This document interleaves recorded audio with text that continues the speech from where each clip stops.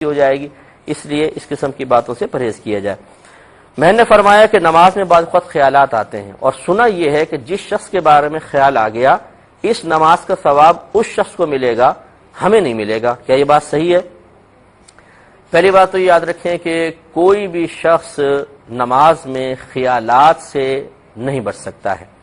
حتیٰ کہ انبیاء علیہم السلام کو بھی خیالات آتے ہیں۔ فرق یہ ہے کہ ان کے خیالات پاکیزہ ہوتے ہیں، اچھے ہوتے ہیں، نیک ہوتے ہیں۔ اس طرح صحابہ کرام ہیں، اولیاء عظام ہیں، جو واقعی نیک متقی لوگ ہیں، ان کے خیالات آتے ہیں۔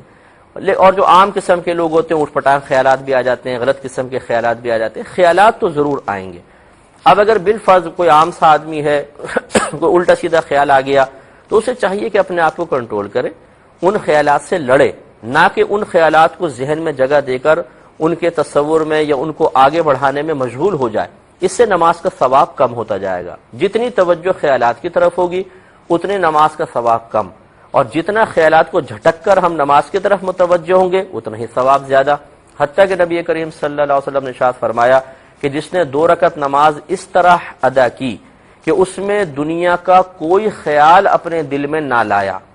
تو وہ گناہوں سے ایسا پاک و صاف ہو جاتا ہے جیسے آج ہی اپنی ماں کے پیٹ سے پیدا ہوا ہے۔ لیکن سرکار نے فرمایا دنیا کا خیال نہ لایا، یہ نہیں فرمایا کہ ایسی نماز پڑھی کہ دنیا کا کوئی خیال اس کے دل میں نہ آیا۔ آنا الگ چیز ہے اور لانا الگ چیز ہے۔ لانے میں ہمارا قدرت و اختیار ہے، ہم جان بوجھ کے کوئی خیال لائیں، یہ لانا ہے۔ اور ہم نماز پڑھ رہے ہیں اچانک شیطان نے ڈال دیا، یہ آنا ہے۔ آنا ہمارے قدرت و اختیار میں، اس کو روکنا نہیں ہے، وہ آ جاتا ہے۔ ہاں پھر اس سے لڑنا ہمارے قدرت و اختیار میں ہے، تو جھٹکتے جائیں اور نماز پڑھیں۔ لیکن ان خیالات کی وجہ سے یہ سمجھنا، انہیں دیکھیں 2 چیزیں، خیالات آئے آپ مشغول ہو گئے، ایک ہے خیالات آئے اور مسلسل جھٹک رہے ہیں لیکن اس کی وجہ سے نماز میں پھر وہ ایک مزہ سا نہیں آ رہا۔ 2 چیزیں،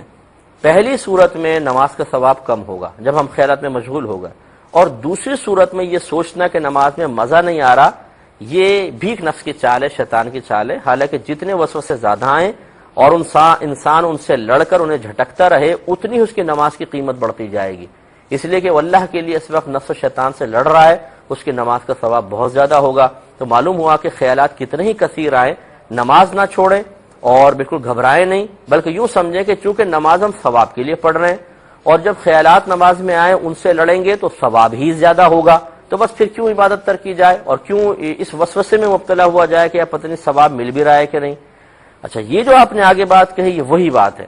کہ ہم